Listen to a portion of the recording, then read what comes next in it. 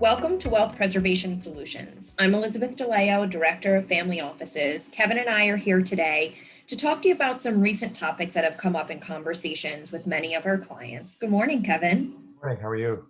I'm very well, thank you. So, a big topic of what we discuss on a regular basis is philanthropic planning. Would you agree? Absolutely. Right.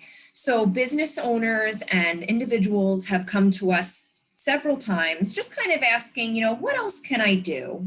Right. So maybe I write a check out here and there, and I feel like I'm charitable and I want to be a little bit more charitable. And we've sent some messaging recently about a donor advised fund. We'll get there in a minute. We'll spend a little bit of time on it today. But many of our clients are multi-generational family owned businesses. And so what they've asked us is, we're working so hard to leave a legacy for our family for many generations to come. But in speaking with our families, we'd also like to do something to leave a legacy from our families. And we have some options that we'd like to discuss today. So why don't you go over the two main points of what we have available for our families? Sure. Well, this comes about for two reasons. I think because of this year, with the pandemic, lots of people have had to struggle. So that's happening on one side, and that has driven an increase in charitable giving in general. And then fortunately, some of our businesses have done quite well, Mhm. and they feel they want to give back. Right. So on the personal side, they may have a certain amount of money available for charity, but then the company has profits that they would like to protect and also maybe do some good while they're at it. Mhm. So it turns out that you can set up a donor advised fund for a company. Oh. And with the setup that we have, it's very, very simple. There is Mhm. a minimum. It's about $500,000 as a minimum. Mhm. And you can deduct up to 60% of your AGI if you give cash Mhm. and up to 30% if you're giving stock. So Okay. there's a lot of latitude there. So, and most people, as a practical matter, are not going to hit those maximums. So it's not a problem. Right. And we work with an organization so that, it's really easy to set up. It's no more complicated than just opening up any other kind of investment account. And Mhm. then you're all set up. So we think in terms of, maybe at the company, you might want to have a committee. It could include just the family members, but you might want to have some key employees as part of the committee. And the committee can decide who they want to give to each year. Now, they do have to be, 501c3 charities, so that Mhm. is a requirement. Mhm. But what's nice about the donor advised fund is that there's no annual minimum. Okay. So if one year you have a big goal, you want to give a lot of money, that's fine. But if for some reason the next year you don't feel like it, you don't have to. And Mhm. you don't have to make gifts into the charity, or sorry, into the donor advised fund every single year. So there's a lot of flexibility. And there's basically no administration on your part. So it's very, very easy.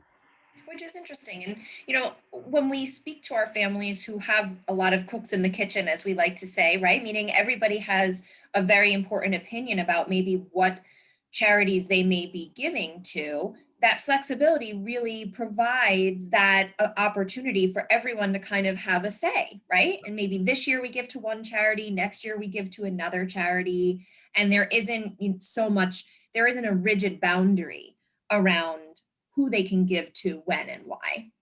Well, you make a very good point. So if for some reason you desire, more flexibility, and an example might be, say one company says, well, we'd like to help some people in our area that are struggling, or we'd like to provide a scholarship to a local school.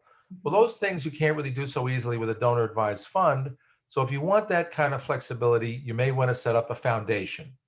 Now, Okay. again, because of the organizations we work with, it's easy. It's a turnkey setup. You don't have to get Mhm. involved with, lawyers and accountants. It's a basically one-stop shop to set up. It's a Mhm. little bit more expensive. Costs about $6,500 to set up a foundation, about $10,000 a year in administration expenses, but Mhm. it's extremely flexible. And the difference here is that you must give away 5% of the foundation value every single year. Okay. Now, the good news is that the fees you pay, count towards that 5%, but, that is a factor. Now, Okay. in addition, you can also pay staff and pay expenses. So Interesting. the foundation can have some directors, but then it can have someone who's an executive director and is actually running the day-to-day operation, making Mhm. decisions, giving out the money. and they can be paid a salary, it has to be reasonable, but Mhm, they can be paid to do this. And the mhm. difference here is the deductions are not quite as high. So here Okay. we're talking about 30% of a cash gift, 30% for a gift of stock. But this is of, the total income from the business. So I don't think it's as a practical matter, that's a limitation. Sure. And any deductions not used can be carried forward for 5 years. Oh, interesting.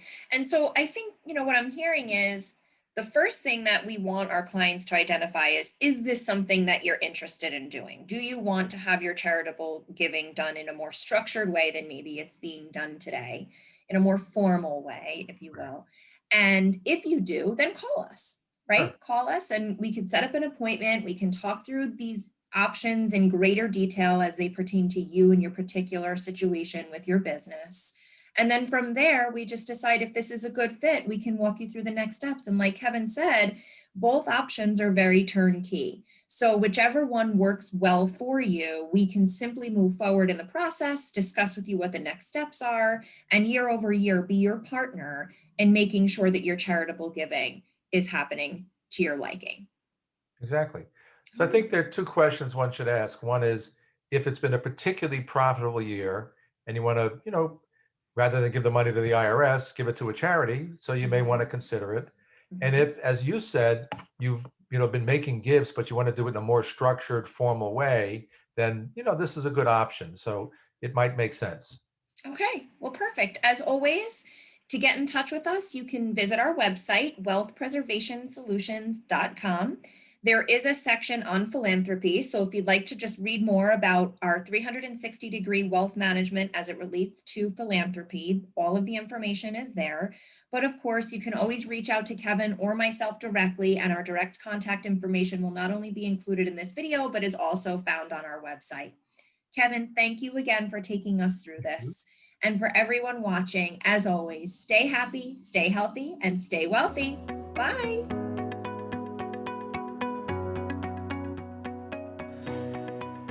For your free copy of Kevin's book, The 7 Biggest Money Mistakes People Make and How to Avoid Them, just text WEALTH to 88799